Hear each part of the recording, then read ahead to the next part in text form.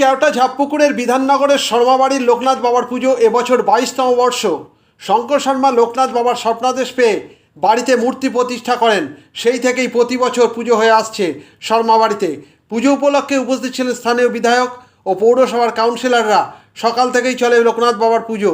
দুপুরে প্রায় 2000 লোককে চেয়ার টেবিলে বসিয়ে ভোগ খাওয়ানো হয়। পরে এই পুজো সম্পর্কে জানান শঙ্কর শর্মা ও দীপঙ্কর শর্মা। চুঁচুড়া থেকে প্রবীর ঘোষালের রিপোর্ট। এই 19 জ্যৈষ্ঠ আজকে 22 বছরে পদার্পণ করলো।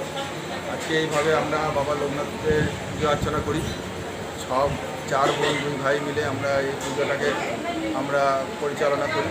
করে এইভাবে আমরা বাবা লোকনাথের পুজো করি। আজকে দীর্ঘদিন যাবৎ বাবা স্বপ্নের বাবা আজকে বাবার জায়গায় বাবাকে বসানো হয়েছে।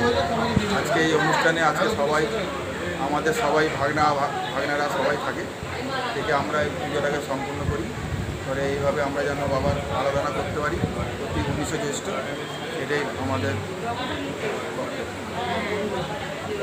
আর কীরকম লোকজন আছে? মোটামুটি লোক তো ভক্তদের তো অবন্তি, কোনো ভক্তের কোনো ব্যাপার নেই।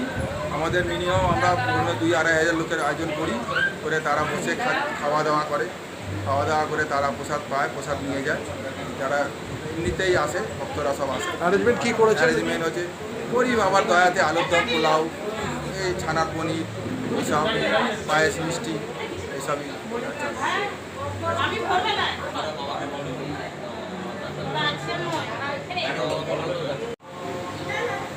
ঝাপপুকুর বিধাননগর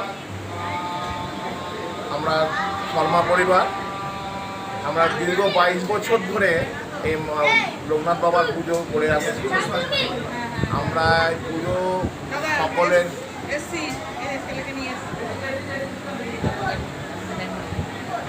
পুজো আমরা আমাদের পরিবারের 6 জন ভাই বোন আমরা সবাই মিলে দায়িত্ব নিয়ে আমরা পুজোটা করি।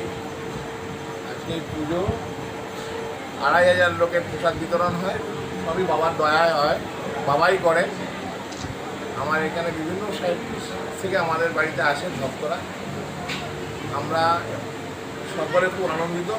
এই উৎসবটা আমরা খুব বড় উৎসব বলেই আমরা